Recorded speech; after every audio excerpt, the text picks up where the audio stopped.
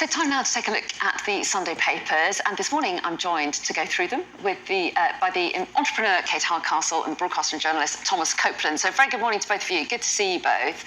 And the front page is really dominated this morning by these allegations against an unnamed BBC presenter. Kate, you've picked out the Sunday Times take on it to kick us off. Yes, good morning. This is a story you won't be able to get away from today in your papers or on social media, and that is that the BBC are in crisis over this star paying a teenager at the time when it started, 17 years old. It's gone on for several years for sexual photos, allegedly. And the story goes on to explain that the family of the teenager has reported this to the BBC back in May and has highlighted their concerns that further action perhaps isn't being as they would want, as they would expect. The article also goes on to include commentary from Nazir Afzal, the solicitor who you might know from cases such as the Rochdale grooming cases, who said that he's surprised that the presenter in question wasn't suspended immediately. And there's so much here to unpack, isn't there? I think we've got an organisation that is an institution, one that we are meant to trust, one that we go to for news stories, just as we do Sky in terms of our narrative, trying to get some understanding in the world. And yet we've got what's allegedly seen as behaviours from team members there, people who are a person who's a celebrity, a person of note, that absolutely is proven true, completely unacceptable, chargeable potentially, and we as the public want to know that the victim in this and the victim's family would be a priority for that organisation. And if it plays out the way it's reading at the moment, it doesn't look as if that's been the case. Well, yes, and the BBC has said that they treat any allegations very seriously. They said they've got processes in place to proactively deal with them, but it isn't clear if this presenter has been formally suspended or not. All the BBC has said is they're not due to be on air in the next few days. So we wait to hear if we'll get any more, Thomas, from the BBC today. But in the meantime, let's look at the Mail on Sunday. They also call it a crisis for the BBC there. And we have seen a number of male presenters coming out on social media saying it's not me, because inevitably people have been speculating publicly. Yeah, you're right to say it's inevitable, pretty predictable that gossip and rumours start to spread in stories like this on social media elsewhere. The presenter clearly hasn't been named in any of these stories, but we do know that it's a presenter with a six-figure salary. We're told it's a household name and somebody who's currently not on the air. But as you say, questions remain as to whether they've been suspended or exactly what the nature of their not being on the air is. 3 presenters up till now have come out to say that it's not them, that Jeremy Vine tweeting he was looking forward to being on his show on Monday, his radio show, Rylan Clark saying he was currently filming with the BBC in Italy and that it wasn't him, and finally Gary Lineker simply saying, hate to disappoint the haters, it's not me. So those 3 an out and out denial. A third, I suppose, in the form of Nicky Campbell, who's from BBC 5 Live. He also commented publicly saying he was going to quote take a stand after being named by a number of people on social media. This is something that's become sort of more commonplace with the rise of social media than it would have in the past. What would have been rumours and gossip in the past amongst groups of people together are now taking place on forums like Twitter and Facebook and elsewhere and Instagram, and those are public platforms. And what that means that if you name a presenter and claim that they are the individual at the heart of this case and you are wrong, you're highly likely to be sued for defamation and you will lose a lot of money. And presenters like Nicky Campbell in this case, and some recent cases in the likes of Northern Ireland, for example, of presenters taking a stand and saying that they won't put up with this kind of treatment on social media anymore, and the realization on the part of the public that what the folks say on social media can come back to bite them, and that they are not anonymous and that they are accountable for what they say. They are accountable, as is clearly the BBC in all of this.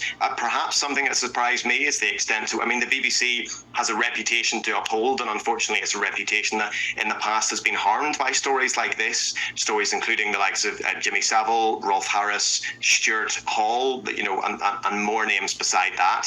All of those have left a mark on the BBC in the past. It's a fairly indelible one. It's one that they would struggle to get off, and therefore I'm probably surprised, and some members of the public are probably surprised by the BBC not working harder perhaps and acting faster to get on top of a story like this when it follows, unfortunately, a pattern in the nation's largest and as Kate says, most trusted broadcaster. Now all of this will become clear, in the days and weeks to come, and there is often a presumption of innocence, and suspending people without pay can be complicated for legal reasons, but I think it's right to say that there's some element of surprise out there that the BBC appears to be just behind the pace on dealing with this story. Okay, and that's certainly the point that the chair of the Culture, Media and Sport Committee is making, and quoted in the Sunday Telegraph, Kate, just a bit concerned, she says, about the length of time it's taken for the investigation. So there's a lot of pressure on the BBC, isn't there? And the Director General, Tim Davies, had to deal with a few issues this year, hasn't he? Absolutely, and I think all organisations have to understand that they have a responsibility to the public that use them. If they're commercial organisations or entities just like the BBC, where the public actually feel that they've got more ownership because of the licence fee set up. Just as well to point out that the concern I have for social media. I went onto social media. I think we've seen a huge change in how a lot of social media brands operate at the moment. We know that's the competitive marketplace.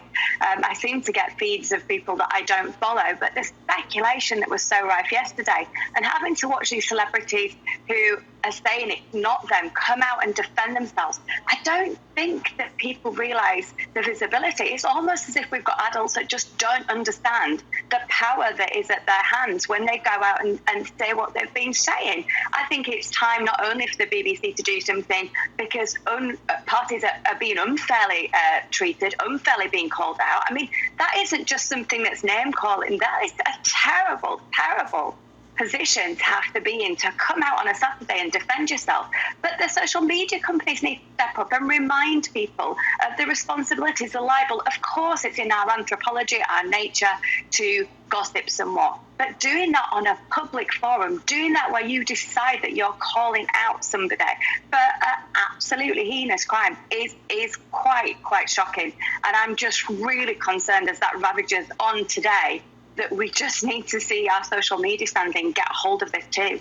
Yeah, and it'd be interesting to see if any of those presenters take action, having seen their names being speculated about. Lots of questions to answer on this story, and as you say, no doubt we'll hear a lot more about it in the next few days. But Thomas, let's move on to some of the other front pages. And the Sunday Express is one that took your interest. The headline is "Woke Banks, a Risk to National Security." It's an interesting story. Banks in the UK are accused, according to the Sunday Express, I should say, of undermining national security. Basically, it's all about what banks have these days, of these ethical policies about investments, ethical investment policies.